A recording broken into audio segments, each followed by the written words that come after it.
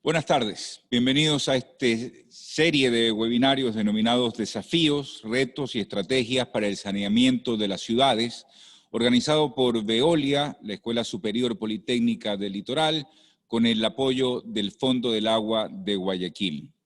Durante estos 4 días se van a analizar legislaciones ambientales, los desafíos que los gobiernos seccionales enfrentan, un diagnóstico respecto de la situación de los cuerpos hídricos y finalmente las posibles soluciones a los problemas que se plantean.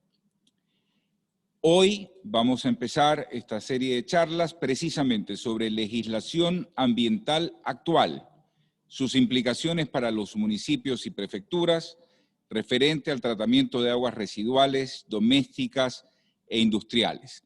Nuestros expositores son Rafael Pastor, del Estudio Jurídico Noboa, Peña y Torres, Abogados Ecuador, y el doctor Juan Carlos Blum, de Eficacitas Consulting. Han sido cursadas invitaciones a la casi totalidad de los municipios del país, a todas las prefecturas, sus departamentos ambientales, financieros, a los titulares de esas entidades, organizaciones no gubernamentales, líderes de opinión ambientales, entre otros, para que puedan asistir y contribuir desde el otro lado. Ustedes van a poder participar con sus preguntas, planteándolas en el chat de este seminario. Una persona de nuestro staff estará comunicándose con ustedes para validar la identidad y la validez de las preguntas que se hagan. Algunas van a ser proyectadas incluso en vivo, en directo. Aquellas que tengan similitudes van a ser juntadas en un mismo lugar, por llamarlo así, y planteadas a nuestros expositores para sus respuestas. Sin más, los dejo con Rafael Pastor, como les mencionaba, él es del Estudio Jurídico Noboa, Peña y Torres, Abogados Ecuador, experto en legislación ambiental. Muy buenas tardes, muchas gracias por la introducción y la verdad muy feliz de estar aquí para poder discutir de temas tan importantes como lo es la materia ambiental, que creo que definitivamente en nuestro país es una materia que cuenta con una legislación muy prolija y que merece mucho desarrollo intelectual y académico. Dicho lo anterior y haciendo honor al tiempo, voy a hacer un breve resumen de los temas que procederé a tratar. Básicamente, iniciaré mi exposición a través de un análisis de los principios constitucionales que fueron consagrados en la Constitución de Montecristi en el año 2008. De ahí pasaré brevemente a revisar las competencias específicamente sobre el tratamiento de aguas residuales y sobre la calidad ambiental. Y finalmente abordaré el régimen sancionador ambiental, incluyendo tanto la materia penal como la materia administrativa. Dicho lo anterior y sin más preámbulos, procederé a abordar, como ya mencioné anteriormente, la materia constitucional con sus respectivos principios. Como ya había comentado anteriormente, la Constitución de Montecristi del año 2008 contempla y consagra distintos principios constitucionales que al día de hoy se encuentran vigentes y que tienen una importancia absoluta en la materia ambiental. Estos principios tenemos que tomarlos en consideración como las reglas de juego en lo que respecta a la materia ambiental, que básicamente implica que rigen en todo el territorio y para todas las instituciones, sean estas públicas y privadas. Dado que contamos con un tiempo limitado, intentaré explicar en el menor tiempo posible cada una de ellas, pese que sí considero que obviamente cada uno de estos puntos tiene mucha tela por cortar y definitivamente puede tratarse en diferentes webinarios. El primer punto que quiero tratar es la naturaleza como sujeto de derechos, que se encuentra consagrado en el artículo 71 de la Constitución. Y como dice su propio nombre, lo que hace es que determina que la naturaleza es un sujeto de derecho. Básicamente, le otorga derechos a la naturaleza y en virtud de lo anterior, otorga una legitimación activa a toda persona, individuo o comunidad que llegare a considerar que sus derechos están siendo vulnerados, con lo cual se determina constitucionalmente que cualquier persona puede iniciar o incoar acciones en defensa de la naturaleza, para así evitar que se vulneren sus derechos. El siguiente principio que vamos a analizar es el principio de prevención y de precaución. Desde mi perspectiva, es la piedra angular del derecho ambiental en el Ecuador y diría yo internacionalmente, puesto que determina que en todo momento y en cualquier actividad, todo sujeto que vaya a realizar una actividad ambiental deba siempre considerar evitar o minimizar cualquier tipo de riesgo que pueda implicar o conllevar un impacto ambiental. De esta manera, siempre va a existir un riesgo y aquella persona que realiza la actividad obligatoriamente tiene que evitarlo o mitigarlo.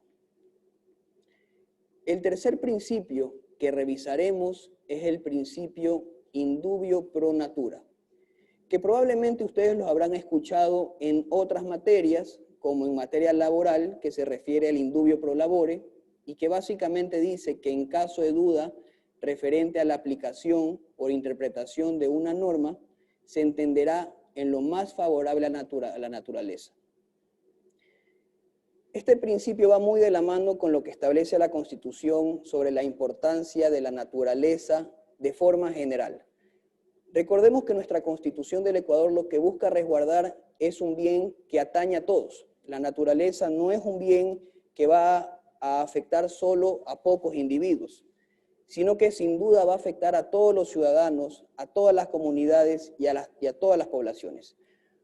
Por eso es que estos principios, y específicamente el in dubio pro natura, lo que busca es justamente resguardar que en caso de que llegara a existir un conflicto entre normas o de generarse algún tipo de oscuridad en la interpretación de una, se deba entender en lo más favorable a la naturaleza.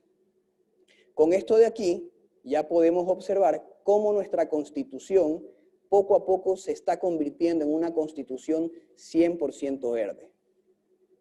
Yéndonos a un principio un poco más práctico, encontramos la imprescriptibilidad ambiental. La prescripción, jurídicamente, es una sanción que se otorga a determinadas acciones cuando no se realiza algo en un tiempo determinado. Sin embargo, el artículo 396 de la Constitución establece que en materia ambiental, las acciones para perseguir los daños ambientales no prescriben. Ahora, ¿qué significa esto de que no prescriben las acciones? Implica, y para poner un ejemplo práctico, que si yo el día de hoy, en septiembre del 2020, llegare a generar una contaminación y pasaran 40 años desde esa contaminación, no importa que hayan pasado 40 años. De todas maneras, la autoridad va a tener la potestad de poder iniciar las acciones correspondientes y hacerme responsable de dicha contaminación que ocasioné. El siguiente principio lo encontramos en el artículo 395, numeral 2 de la Constitución, y habla de la transversabilidad. Es un principio sumamente interesante y muy práctico, que básicamente determina que la materia ambiental en el Ecuador es de carácter sistémico, lo que implica que vamos a encontrar la materia ambiental en distintas otras materias. Para poner un ejemplo práctico, muchos de ustedes probablemente habrán escuchado que en materia minera existe mucha incidencia ambiental.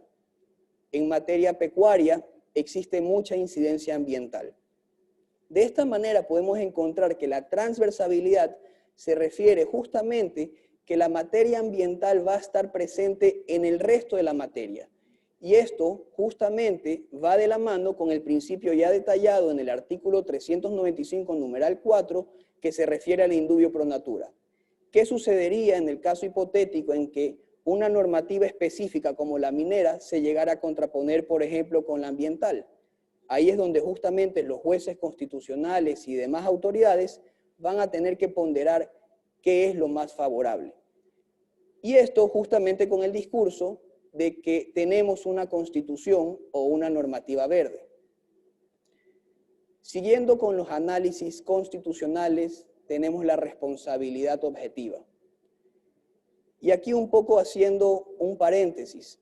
Por regla general opera la responsabilidad subjetiva, que como dice su nombre, utiliza la figura del sujeto para verificar cómo aconteció el hecho. Es decir, generalmente cuando llega a suceder un hecho que pueda ser sancionado, se analiza la conducta del sujeto, es decir, se analiza si dicha conducta o nexo causal, como lo llamamos los abogados, tiene una incidencia de negligencia, impericia, inobservancia o dolo, y en base a esto de aquí se verifica la posible culpabilidad del individuo. Sin embargo, y en materia administrativa ambiental, existe la responsabilidad objetiva, que básicamente determina que se prescinde del análisis de este nexo causal y únicamente importa los dos elementos de la relación del hecho, es decir, que existió un sujeto y existió un hecho dañoso. Por lo tanto, no importa si el hecho dañoso, la contaminación, fue realizado con impericia, negligencia, inobservancia de los reglamentos, únicamente importa que fue ocasionado. Por esto es muy importante tener en cuenta esta regla, dado que obviamente va de la mano con el principio de prevención y con la necesidad de que los individuos en todo momento realicen y tomen todos los actos conducentes a mitigar cualquier tipo de impacto ambiental negativo. En el artículo 397, numeral 1, encontramos la inversión de la carga de la prueba. Y probablemente ustedes habrán escuchado la máxima jurídica que toda persona es inocente hasta que se demuestre lo contrario. Dicha máxima ustedes la van a encontrar consagrada en el artículo 76 de la Constitución. Sin embargo, en materia administrativa, ambiental, justamente opera lo contrario, es decir, existe una inversión de la carga de la prueba, lo que significa que aquella persona que generó la contaminación tiene obviamente que demostrar que es inocente, es decir, se tiene que demostrar que no se generó la contaminación. No existe este principio de inocencia como opera por regla general en virtud del artículo 76 de la Constitución. Y finalmente, tenemos los principios de reparación y de restauración ambiental, que son dos principios que van muy de la mano con el principio establecido en el artículo 71 de la Constitución sobre la naturaleza como sujeto de derecho, específicamente el tema de la restauración, ya que determina que lejos de las sanciones que pueda recibir cualquier individuo o cualquier institución, sea pública o privada, la naturaleza tiene que ser restaurada, lo que básicamente significa que tiene que retrotraerse aquella afectación a su estado original, es decir, se tiene que volver al estado original previo a la contaminación o a la afectación ambiental. Mientras que la reparación va más enfocado a los individuos, a las comunidades. De esta forma, aquella persona que llegare a generar algún tipo de contaminación no solo tiene que enfocarse en la restauración en la naturaleza, sino asimismo tiene que reparar aquellos individuos, comunidades o poblaciones que pudieran haberse visto afectadas por dicha contaminación. Con esto hemos hecho casi un mapeo de los principios ambientales que operan en nuestra Constitución y que, como bien pueden ver, son principios generales, pero que sí tienen una incidencia práctica y que obviamente pueden ser utilizados dentro de procedimientos administrativos sancionadores, donde obviamente se van a generar responsabilidades y posiblemente sanciones.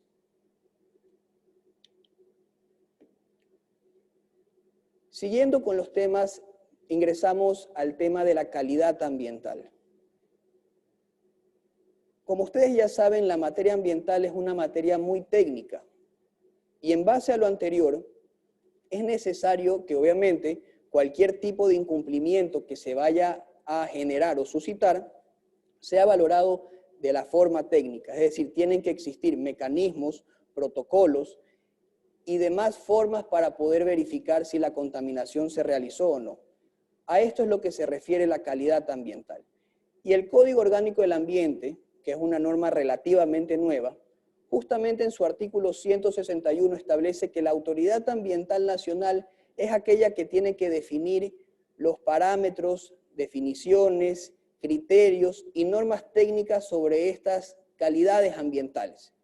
Por poner un ejemplo, si estamos hablando de descargas de efluentes, obviamente no se puede decir simplemente generamos una descarga de efluente y se contaminó.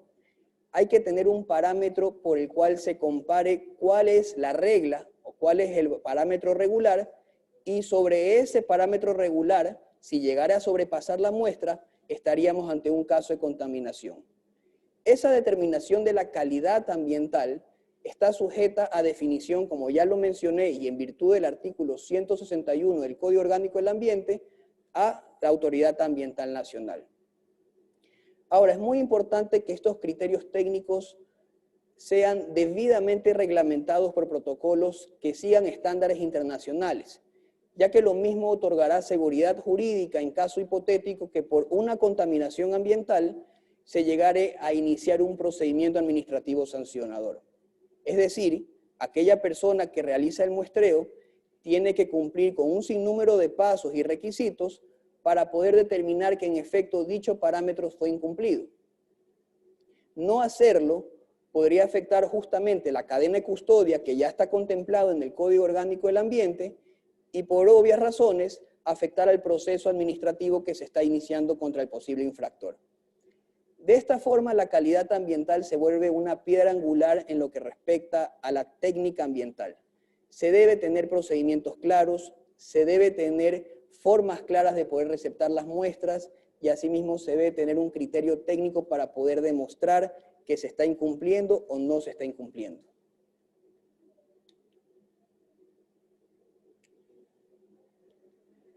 Seguimos con el tratamiento de aguas residuales y las competencias. En este sentido, el Código Orgánico del Ambiente determina de manera muy clara que la competencia para el tratamiento de las aguas residuales urbanas y rurales corresponde a los gobiernos autónomos descentralizados municipales, quienes a su vez deben contar con una infraestructura técnica que les permita a ellos justamente realizar el saneamiento ambiental que están ordenados por ley para realizar y así cumplir con todos los requisitos que casualmente la ley prevé. Justamente aplicando estos criterios de calidad ambiental que bien detallé hace un momento atrás. Es decir, tanto las autoridades como las instituciones privadas, empresas y corporaciones, al momento de analizar sus descargas de efluentes, tienen que cumplir con todos los protocolos y mecanismos necesarios para que la toma de muestras sea correcta. Ahora, es muy importante tomar en cuenta que los municipios deben obligatoriamente realizar muestreos frecuentes para verificar que las descargas que se generen cumplan con los parámetros correspondientes. Y a su vez, estos muestreos van a ser también afectados por las posibles descargas que pudieran realizar las industrias y que van a terminar, pues obviamente, en las aguas residuales urbanas y rurales.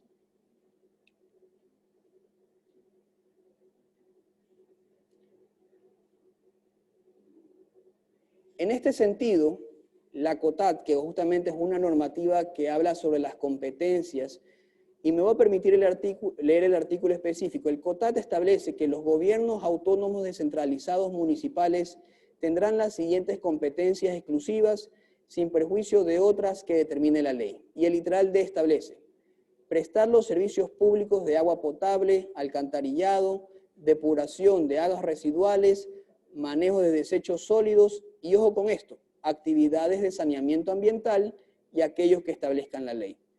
De esta manera queda claramente determinado a través de del COTAT, en su artículo 55, que el saneamiento ambiental de los servicios públicos, del servicio público de agua potable, es una competencia exclusiva de los gobiernos autónomos descentralizados municipales.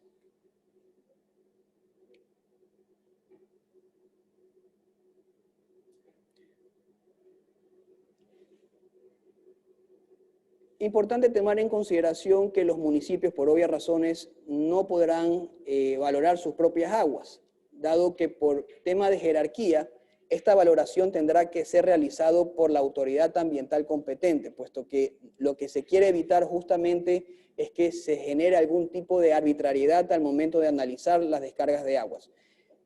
Esta temática legal ustedes la van a encontrar en el Acuerdo Ministerial 097, literal A, y dice que las municipalidades, dentro de su límite de actuación y a través de las entidades prestadoras de servicios de agua potable y saneamiento, EPS, de carácter pública o delegadas actualmente al sector privado, serán las responsables de prevenir, controlar o solucionar los problemas de contaminación que resultaren de los procesos involucrados en la prestación de servicios de agua potable, alcantarillado, para lo cual deberán realizar los respectivos planes maestros o programas de control de la contaminación. Pero esto de aquí va muy de la mano con aquellas gestiones que inclusive vayan a realizar las industrias, empresas y corporaciones que estén funcionando en dicha circunscripción cantonal. Por eso es muy importante que se genere una coparticipación entre instituciones públicas e instituciones privadas, de manera de que no se vaya a generar bajo ningún concepto una atribución innecesaria de responsabilidades, puesto que todos somos actores y obviamente cualquier tipo de afectación que se genere en la industria va a afectar en el destino, que obviamente va a ser tratado por las empresas municipales o por los gobiernos autónomos descentralizados provinciales municipales. Finalmente vamos a entrar al tema de las sanciones. Vamos a iniciar con las sanciones administrativas. A través de la promulgación del Código Orgánico del Ambiente se estableció una nueva fórmula de sanción que básicamente la ha resumido en 3 pasos. Primero, determinar la capacidad económica del infractor, que básicamente se realiza analizando los ingresos brutos de aquel infractor del ejercicio económico anterior. Para dicho efecto, existen 4 categorías, de la categoría A a la D, siendo la D aquellos que tienen mayor ingreso bruto, mientras la A, aquellos que tienen menos ingresos brutos. El siguiente paso es analizar la gravedad de la infracción. Para esto, el Código Orgánico del Ambiente establece 3 tipos de infracciones: infracciones leve, grave y muy grave. Y finalmente, las circunstancias atenuantes y agravantes, que dependiendo de cada una de ellas, en caso de ser atenuante, se reducirá un 50% el cálculo de la multa que se impondrá, o en caso de ser agravante, se aumentará un 50% la multa a imponer. En el caso puntual de descargas de efluentes, hay que tomar en consideración que dicha infracción está categorizada como una infracción muy grave y está contemplada en el artículo 318, numeral 11. E inclusive, en el numeral 11 se establece que se podría aplicar en caso de incumplimiento, inclusive la suspensión temporal de la actividad, tomando en consideración el artículo 320, numeral 4 del Código Orgánico del Ambiente. De esta forma, vemos cómo el incumplimiento de descargas de efluentes está considerado como la infracción más grave dentro del ordenamiento ambiental. En esta última diapositiva ustedes van a poder observar un pequeño resumen que les permite visualizar cuáles podrían ser las sanciones. Entonces, aquellas compañías cuyos ingresos brutos sean superiores a $113.150 y que llegaren a generar una contaminación a las descargas de efluentes, son propensas a recibir multas de 200 salarios básicos unificados que pueden equivaler a $80.000 de los Estados Unidos de América. En caso de que haya circunstancia agravante pueden llegar a 120, o en caso de haber circunstancias atenuantes llegar a 40.000. Y finalmente, vemos los delitos ambientales. Los delitos ambientales están consagrados en el Código Orgánico Integral Penal, que es un cuerpo normativo que fue promulgado en el año 2014 y establece un capítulo específico para las sanciones y delitos en materia ambiental. Específicamente, referente al delito contra el agua, lo vamos a encontrar en el artículo 251, establece una pena privativa de libertad de 3 a 5 años y se diferencia de las sanciones administrativas en la palabra gravedad. Esto quiere decir que para que pueda ser considerado un delito, tiene que ser una contaminación o un daño al ambiente grave. Ahora, lo que sí establece el Código Orgánico Integral Penal es que la autoridad ambiental central es aquella que verificará y establecerá las definiciones de gravedad. Esto está contemplado en el artículo 256 del Código Orgánico Integral Penal, para lo cual se emitió el Acuerdo Ministerial 084, donde se establece precisamente cuáles son aquellos parámetros que tienen que ser utilizados para analizar si una contaminación del agua es grave o no.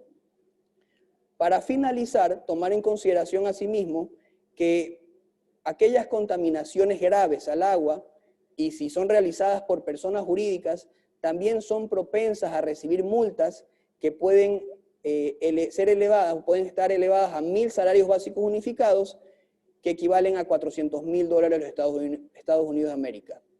De esta forma, es muy importante que en todo momento, y como lo mencioné al inicio de mi presentación, se aplique el principio de prevención y precaución, que debe ser, como ya mencioné, la piedra angular para la práctica ambiental en el Ecuador. Muchas gracias.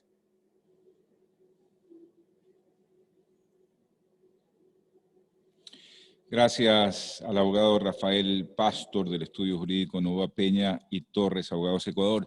Les recuerdo que estas charlas van a ser subidas posteriormente al canal de YouTube de Interagua Veolia. Les vamos a comunicar exactamente cuál es la dirección más adelante y que las personas que deseen hacer preguntas las pueden hacer, las pueden plantear a través del chat de estas charlas. Las vamos a seleccionar, a ubicarlas de acuerdo a su temática para poder evacuarlas posteriormente al final de las charlas, de acuerdo al expositor al que le hayan planteado las preguntas. Ya tiene el abogado Pastor algunas que responder más adelante. Ahora nos va a acompañar el doctor Juan Carlos Blum de Eficacitas Consulting. Él es un experto en el análisis, que lo han hecho estudios respecto de la calidad de los cursos hídricos y también sobre legislación ambiental. Doctor Blum. Buenas tardes. Un gusto estar en el webinar con ustedes. Muy bueno empezar mi presentación después de una súper clara exposición por parte de Rafael, del doctor Pastor. Sirve para tratar de operativizar o cómo se implementa o qué deben hacer las municipalidades y los gobiernos locales referente a la temática del tratamiento de aguas servidas.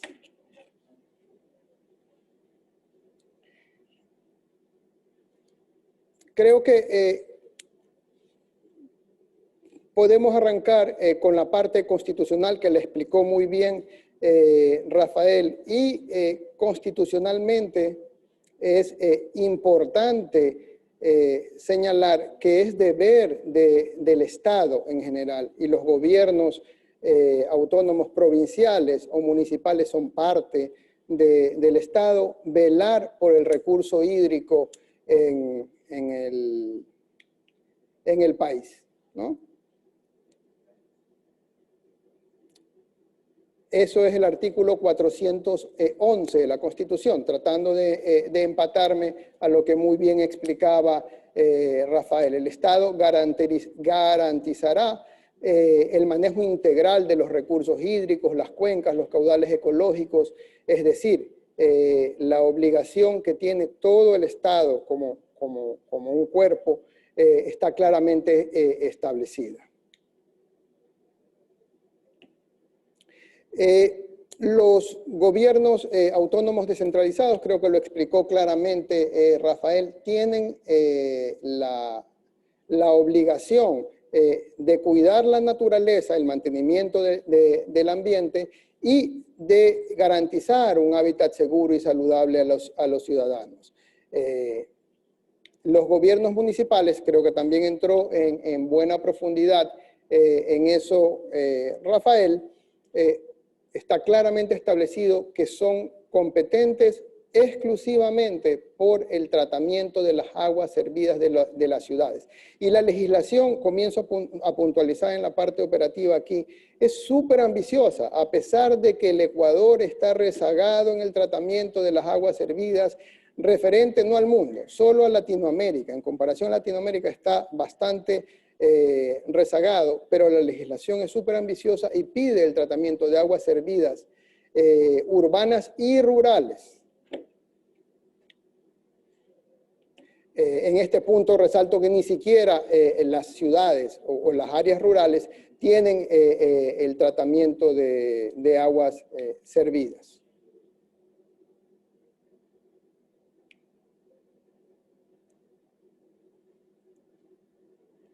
Cuando las aguas servidas no pueden ser tratadas o no pueden ser llevadas a un sistema alcantarillado, porque podemos decir, bueno, en una cierta ciudad no existe un sistema alcantarillado, la legislación en general requiere que se le dé un tratamiento que no afecte en su descarga o su descarga no afecte al cuerpo receptor. Es decir, no tener un sistema de conducción, un sistema alcantarillado no nos exime o no exime a los gobiernos municipales del tratamiento de las aguas servidas domésticas. Estamos hablando de aguas servidas domésticas, también industriales, pero tienen otra connotación.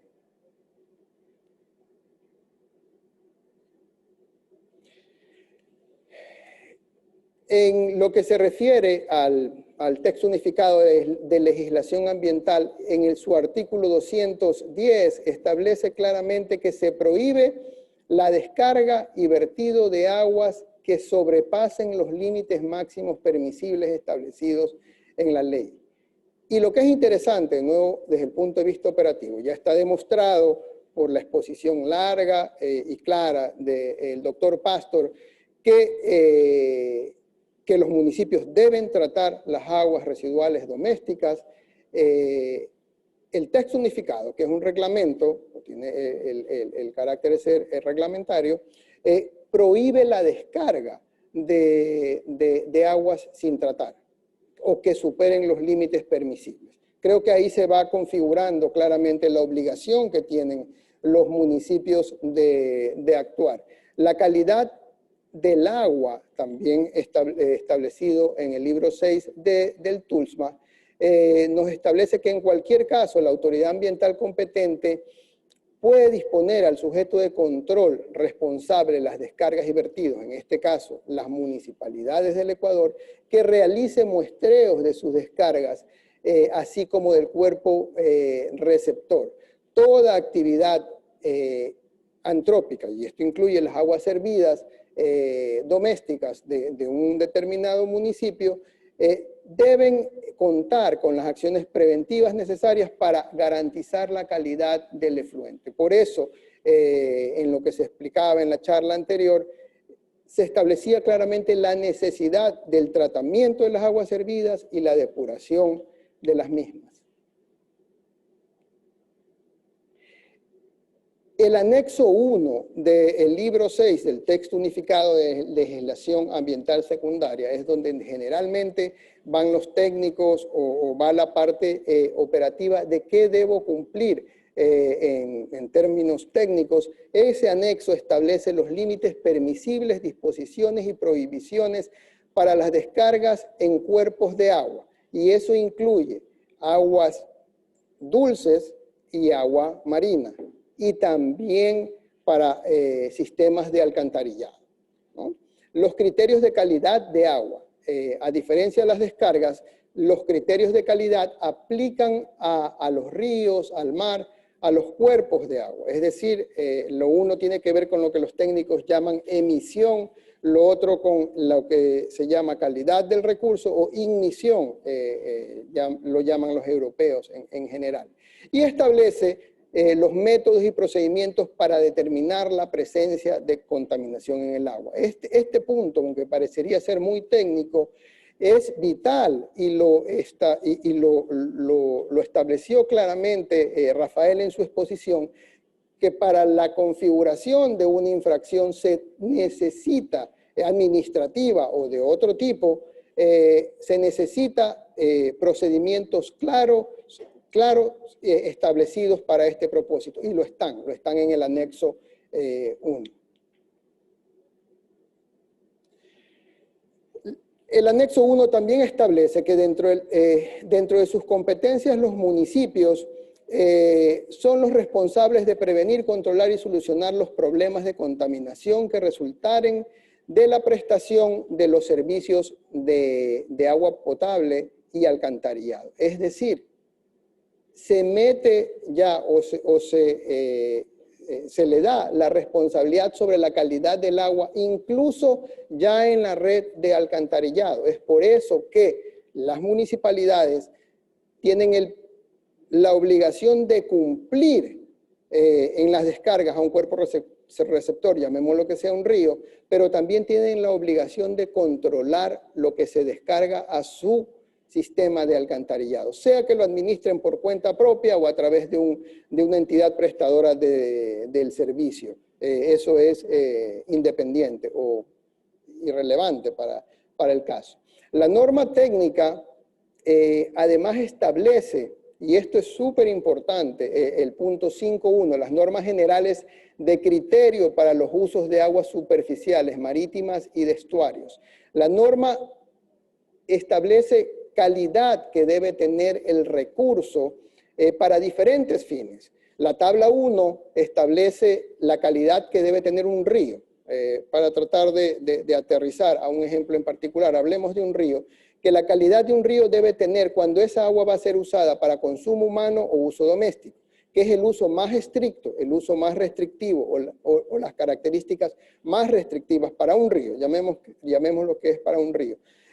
La tabla 2, que es la preservación de vida acuática, que es la segunda tabla más restrictiva de esta serie de normas, o la tabla 3 y 4, que hablan o establecen la calidad cuando el agua va a ser usada para riego o va a ser usada para agricultura, la tabla 5 para usos pecuarios, la tabla 6 y 7 tiene que ver con el uso recreativo, sea con contacto directo o con contacto indirecto. Indirecto, por ejemplo, cuando uno navega o hace deporte sobre algún aparato y no se sumerge en el agua. Y también hay disposiciones para el uso estético del agua.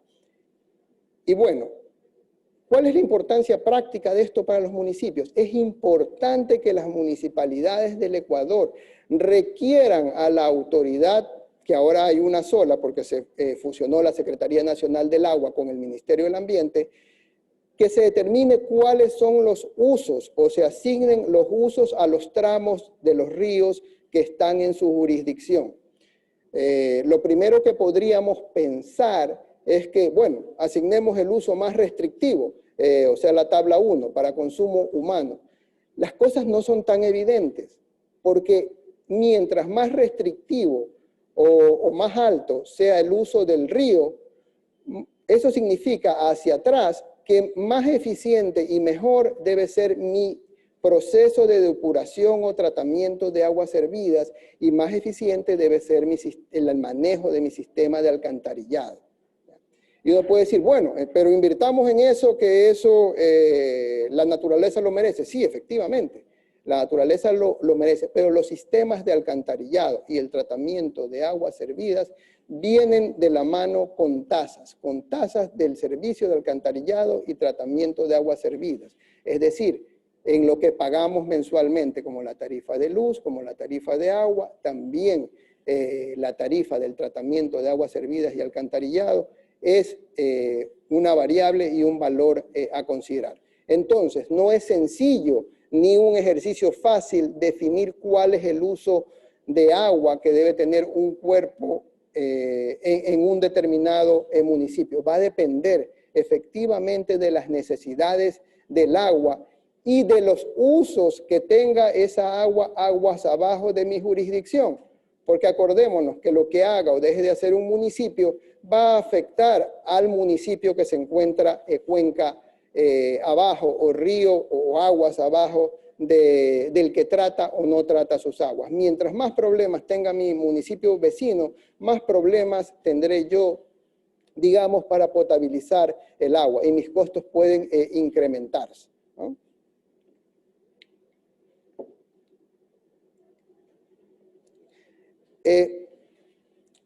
En lo que tiene que ver a las descargas de efluentes, ya no a la calidad, evidentemente están conectadas. La calidad del río, entre otras cosas, tiene que ver con la calidad de las descargas que recibe. Una de esas descargas pueden ser las descargas de aguas servidas municipales tratadas o no, otras pueden ser las actividades agrícolas, actividades productivas que se encuentran a lo largo de la cuenca.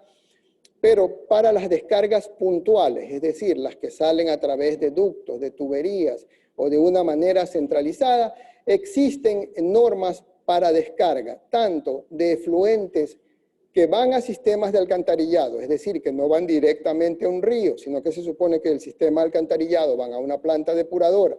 Existen normas generales de descargas de efluentes a cuerpos de agua dulce, es decir, cuando el sistema de alcantarillado no tiene una planta de tratamiento o ya es la planta de tratamiento depuradora la que descarga al río.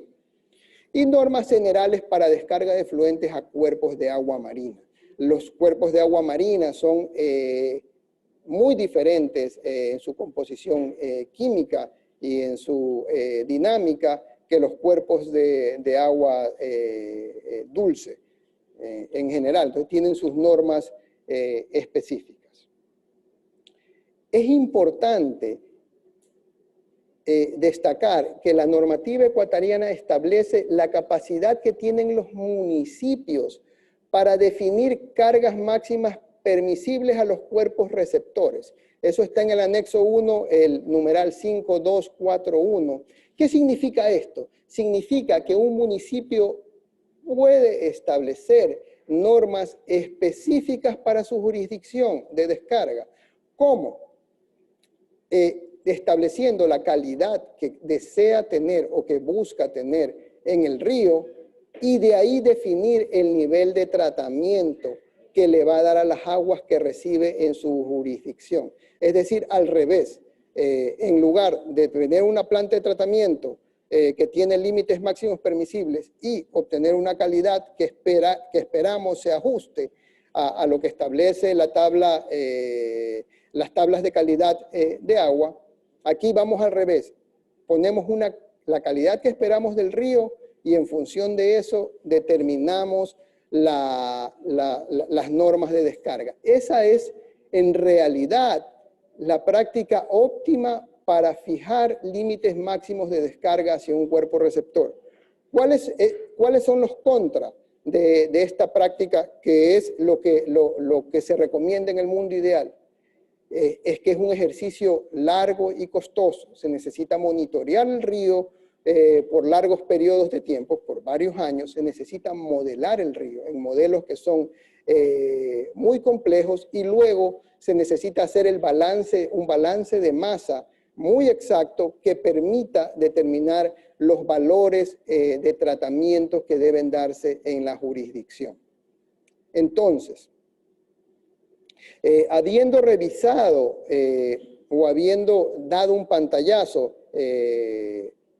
conmigo y con el doctor Pastor, con Rafael, a la legislación del país, vale dejar claro que, uno, es indiscutible la responsabilidad que tiene el Estado de garantizar agua tratada hacia los cuerpos hídricos y la calidad de esos cuerpos hídricos. Eso es una obligación estatal y que es competencia exclusiva municipal el tratar las aguas servidas.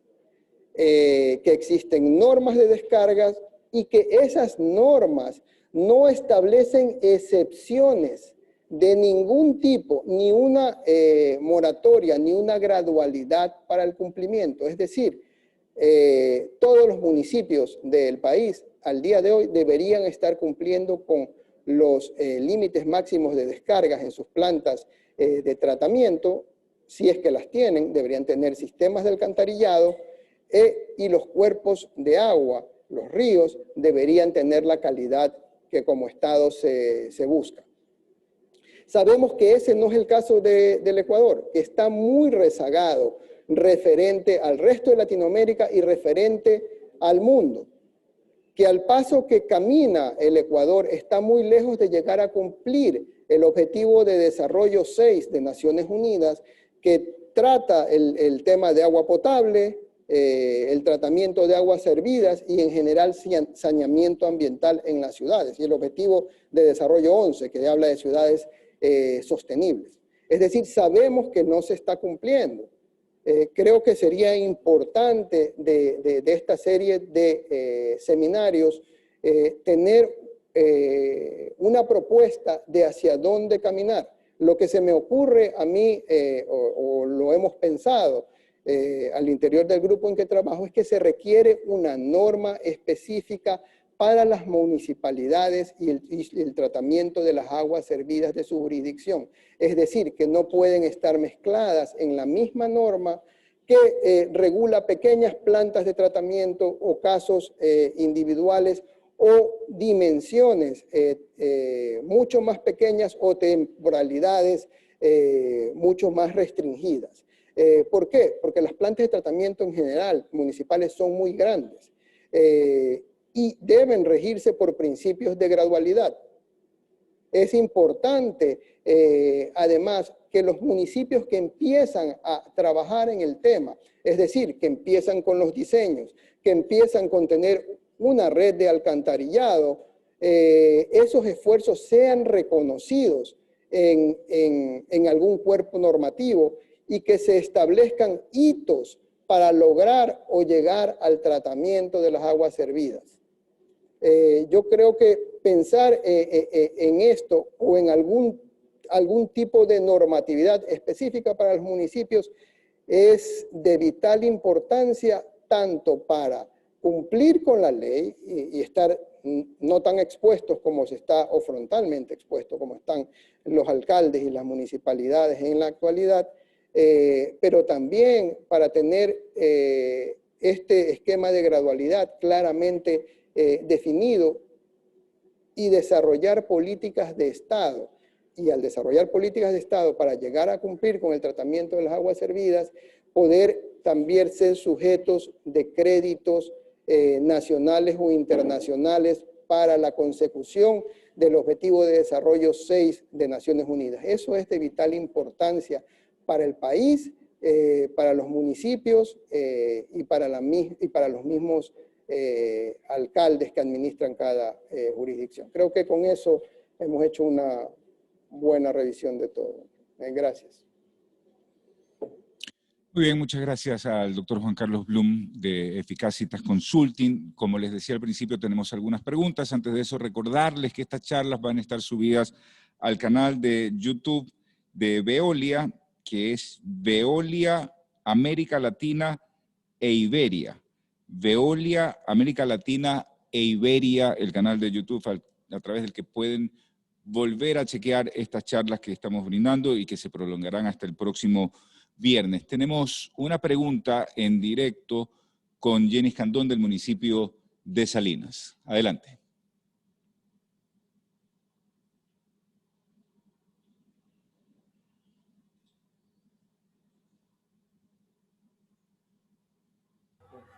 No, dile que dile que hagan silencio.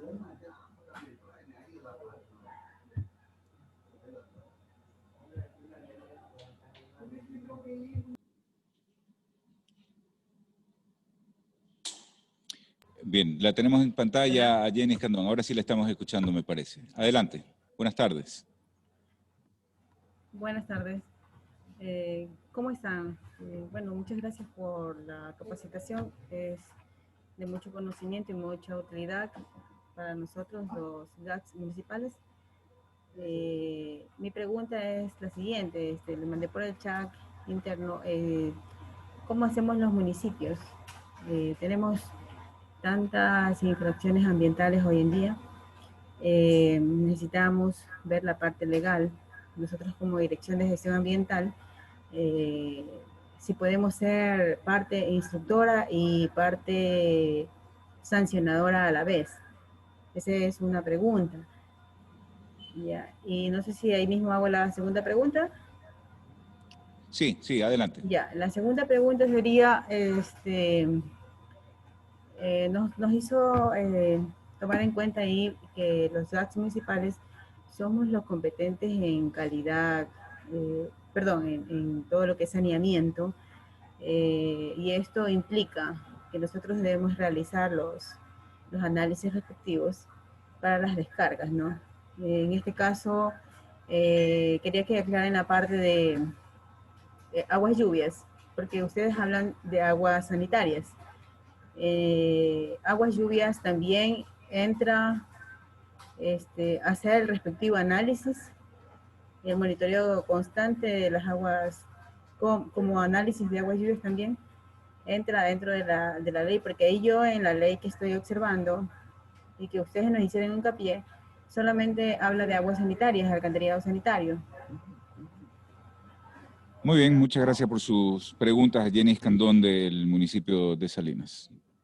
Referente a la primera pregunta, es una pregunta interesante. Y para poder ser una autoridad instructora y para poder iniciar procesos administrativos sancionadores, es necesario que el municipio se acredite ante la autoridad central, para lo cual debe adscribirse ante lo que se denomina en el Código Orgánico del Ambiente el sistema SUMA, que es el Sistema Único de Manejo Ambiental. Y este sistema es aquel el que le da las competencias ambientales a los gobiernos autónomos descentralizados provinciales y cantonales. De esta forma, el municipio tiene que cumplir determinados requisitos que serán puestos a consideración de la autoridad ambiental central, con lo cual verificarán que orgánicamente cumplen con los requisitos y técnicamente asimismo. Y con lo anterior podrían ser una autoridad instructora, como bien lo señaló la señora doña Jenny. Pero vale la pena aclarar que igual la normativa establece que existen las autoridades colaborativas, lo cual implica que lejos de que no tengan las competencias ambientales correspondientes, de todas maneras, como autoridad, pueden actuar de manera colaborativa con otras autoridades que sí tienen las competencias. ¿Están evacuadas las dos preguntas? No, la segunda iría el ingeniero. Referente a la segunda pregunta, es una pregunta complicada técnicamente. ¿Aguas lluvias requieren monitoreo o no? ¿Requieren supervisión o no? La respuesta, sin lugar a dudas, es sí. Sí lo requieren. Hay equipos especiales diseñados para el monitoreo de aguas lluvias. ¿Y por qué es importante monitorear aguas lluvias? Es importante monitorear aguas lluvias, sobre todo en las primeras lluvias de la temporada húmeda en una región, o el invierno, que lo llamamos aquí en la costa del Ecuador. Es súper importante su monitoreo y hasta su control, porque las primeras lluvias lavan todo el polvo, tierra, aceite y la parte de recolección de desechos sólidos y de barrido de calles, aceras, no haya hecho bien. Las primeras lluvias se encargan de arrastrarlo hacia los cuerpos de agua y hacia los cuerpos, hacia el mar. Es por eso que no es extraño ver aguas lluvias en los primeros meses o en las primeras lluvias de la temporada húmeda, que parecen aguas hervidas y que tienen las características iguales o peores que las aguas hervidas pudiesen tener. Entonces, basado en lo que explicó Rafael, lo que establece la Constitución, en el principio de precaución y más existiendo la certidumbre, porque está reportado ampliamente en la literatura los problemas de las aguas de lluvias, sí deben monitorearse. Muy bien, gracias por su respuesta, pero tenemos otras preguntas. Plantea Jorge Vargas, del GAT provincial de Pastaza, si han existido en el Ecuador sanciones administrativas o penales por no depuración de las aguas residuales.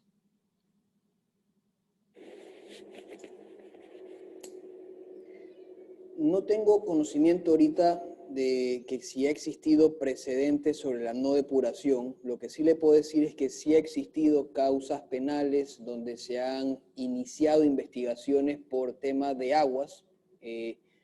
Asimismo, existen precedentes muy interesantes y muy importantes. El Ecuador inclusive cuenta con el primer caso en el cual la naturaleza inclusive ha iniciado acciones. Esto se conoce como el caso Río Vilcabamba, que fue una demanda que se planteó contra el gobierno autónomo descentralizado provincial de Loja por una ciudadana norteamericana cuyo nombre es Eleanor Norrie.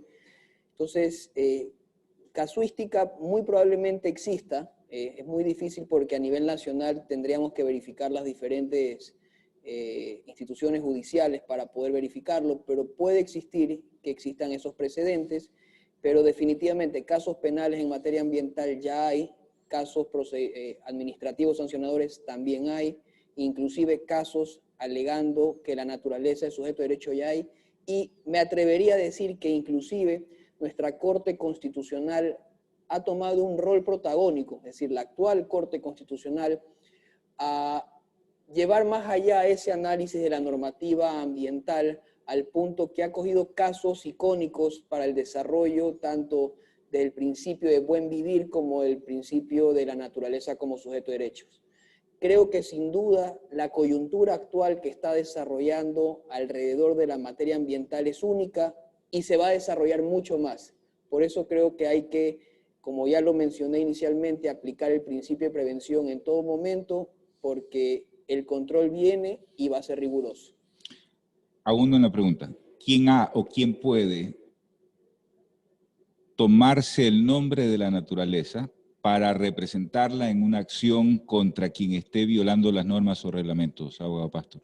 Esa pregunta es interesante y es una pregunta muy, pero muy válida. El artículo 71 de la Constitución, específicamente en su inciso segundo, determina que la legitimación activa, como llamamos nosotros los abogados, a aquella posibilidad de que una persona pueda incoar o pueda iniciar una acción, es general.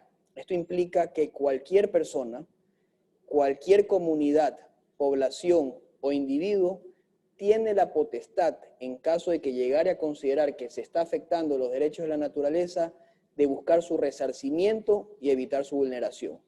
Esto es una literatura sumamente clara que está consagrada en nuestra Constitución, es decir, está consagrada inclusive constitucionalmente. Y es más, el Código Orgánico del Ambiente, que es la norma inferior o secundaria a la Constitución, promueve que estos controles se realicen. Entonces, existe una obligación activa de hacerlo por parte de todos los ciudadanos. Incluso aunque sea una acción unipersonal, una sola persona que se arrogue la representación de la naturaleza. Así es. En este caso, solo por poner el ejemplo, Eleanor Norrie fue una señora de Norteamérica y ella puso una acción por el río Vilcabamba, por poner un ejemplo.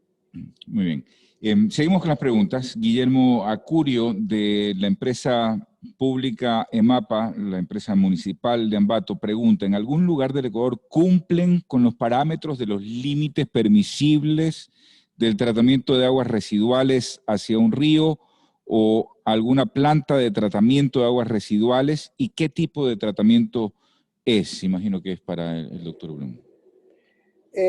Difícil pregunta, porque no hay estadísticas libres respecto al tema, pero en las evaluaciones macro, no Guayaquil, el país, Ecuador está súper atrasado respecto a Latinoamérica, respecto al mundo, está gigantescamente atrasado. Estos temas en el resto del mundo son temas del siglo pasado, con excepción de África. y más bien se está pensando en el reuso y la utilización del agua tratada, servida para otros fines, dado que es un bien que cada vez es más escaso, pero probablemente Cuenca y alguna otra ciudad en la región interandina al sur, como Loja, sean las que estén cumpliendo, pero son casos muy puntuales y las ciudades más grandes en el país tienen problemas respecto a este tema. Sin embargo, Guayaquil viene haciendo su tarea hace alrededor, y eso es materia de otro de los webinars, viene haciendo su tarea hace 15 años y está a punto de tener un tratamiento global de la ciudad. En los próximos 5 años se esperaría que Guayaquil esté en cumplimiento, que no es un camino corto ni fácil, son caminos súper largos. Por eso yo hablaba de una normativa o regulaciones específicas para las ciudades de este tema, que establezca hitos y gradualidades y tiempos para cumplir. Pero al día de hoy la respuesta sería 2 o 3 ciudades. Esos cumplimientos en el tiempo deberían estar determinados por las capacidades de los gobiernos. ¿En qué materia? ¿Económica, por ejemplo? Súper interesante la puntualización o la pregunta.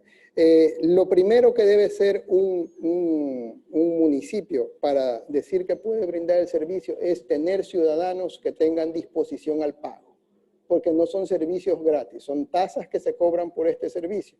Y el segundo punto, debe ser un municipio ordenado, es decir, debe ser un municipio que tiene planes maestros, como se los manda la ley en todo sentido, y un municipio que cobra sus impuestos. ¿Para qué? Para ser sujeto de crédito, para poder salir al mercado internacional, porque los créditos existen y son muy convenientes y a bajo interés, pero hay que tener capacidad de pago. El caso de Guayaquil, que no lo conozco yo a la profundidad, que lo va a explicar el ingeniero José Luis Santos, es interesante porque ha conseguido el financiamiento de estas 2 macroobras, 2 grandes plantas de tratamiento, una de 1,5 millones de personas y la otra de 1 millón de personas, y podría estudiarse ese caso para ver por dónde es el camino, por dónde va. Pero se necesitan municipios ordenados en el amplio sentido de la palabra y que cobren sus impuestos para poder pagar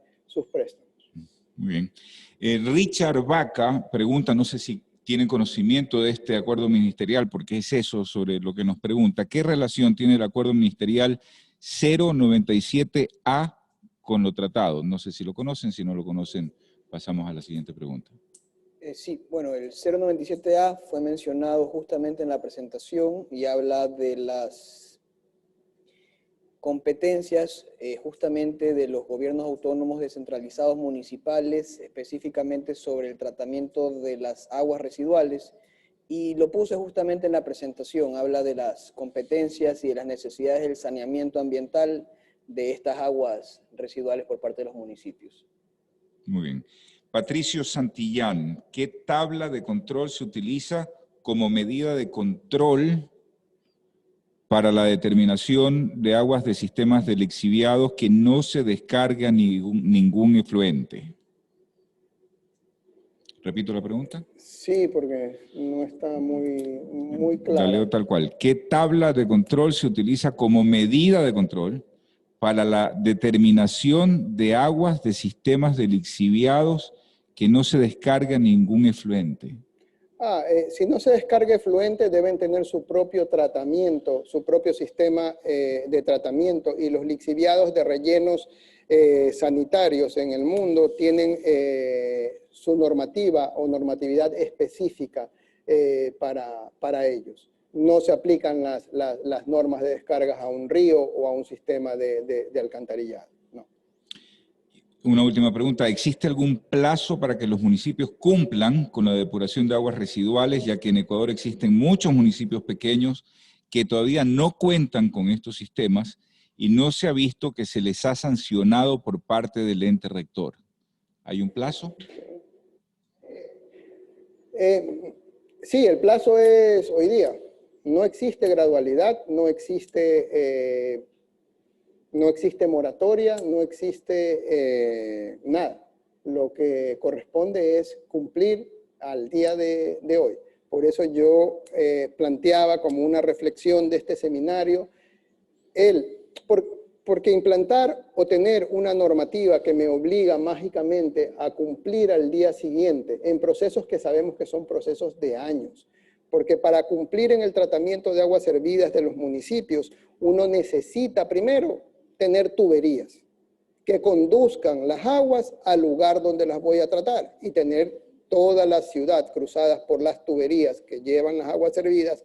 Es un proceso largo, es un proceso de años, un proceso que causa molestias a los ciudadanos y que lleva tiempo y que necesita financiamiento. Entonces, eso lleva una cantidad muy larga de tiempo. Después, construir, diseñar la planta, conseguir financiamiento, construir la planta y echarla a operar. Son procesos muy, muy largos. Cuando vean el caso de Guayaquil, se van a dar cuenta, y a veces decimos, ¿por qué Guayaquil no tiene? Es verdad que Guayaquil debió tenerla hace muchos años, pero las plantas que existen en Guayaquil están sobrepasadas en su capacidad o desbordadas en su capacidad por los años transcurridos y por el crecimiento, ordenado o desordenado, pero por el crecimiento de Guayaquil, que es el sinónimo o el factor común en toda Latinoamérica. Latinoamérica es la única región que ha pasado a un grado altísimo de urbanización, casi el 80%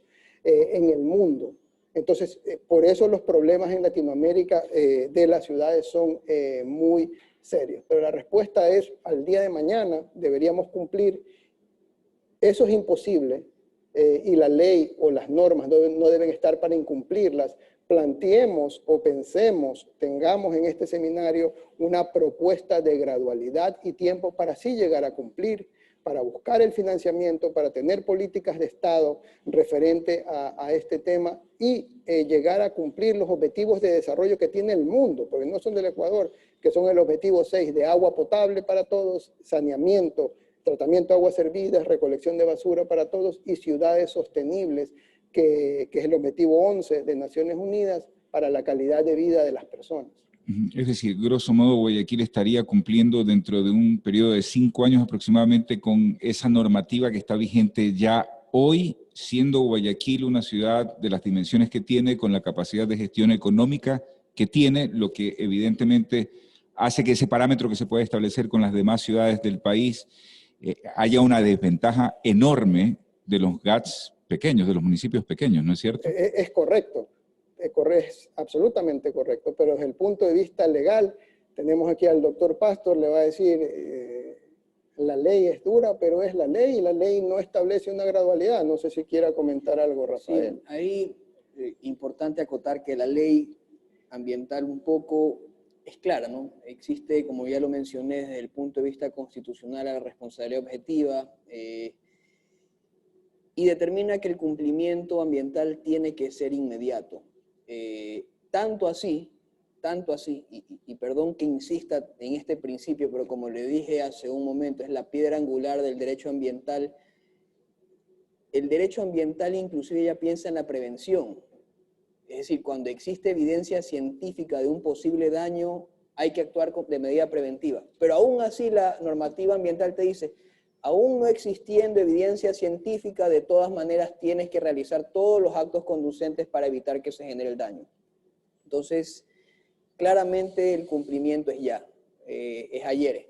No existe, pierde en este sentido de que la normativa tiene que ser cumplida de manera inmediata y de manera a rajatabla. So pena de las sanciones que fueron detalladas.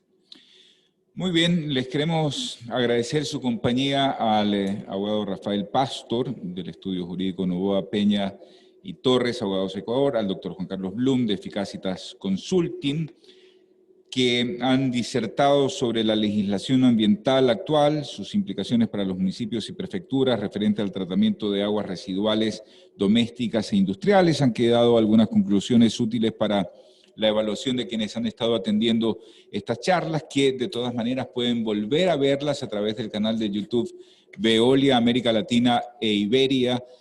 Pueden, insisto, volver a chequearlas, a escuchar las preguntas que se plantearon, las respuestas de los expertos y determinar cuáles son las necesidades que tienen esos municipios y prefecturas del país para cumplir con la normativa ambiental vigente. Mañana vamos a estar precisamente con el tema del diagnóstico socioambiental de la situación actual de la calidad del río Daule. Más adelante, dentro de estos webinarios que terminan el 18, viernes, también vamos a analizar el caso de Guayaquil, que ya lo planteaban nuestros expositores de hoy, respecto a cómo ha logrado financiamiento precisamente para esas obras, respecto de las cuales, decía Juan Carlos Blum, los ciudadanos tienen que estar dispuestos a pagarlas al término del día, porque sí, se financian con recursos que probablemente puedan ser gestionados desde el exterior, pero finalmente el servicio debe ser pagado por el ciudadano. Vamos a analizar el caso de Guayaquil y las conclusiones hacia el final de semana y las posibilidades que tienen los municipios y prefecturas del país de lograr financiamiento para cumplir no solo con la normativa, sino con los Objetivos de Desarrollo Sostenible de la Organización de las Naciones Unidas. Muchas gracias por su compañía. Nos volvemos a encontrar mañana puntualmente a las 16 horas.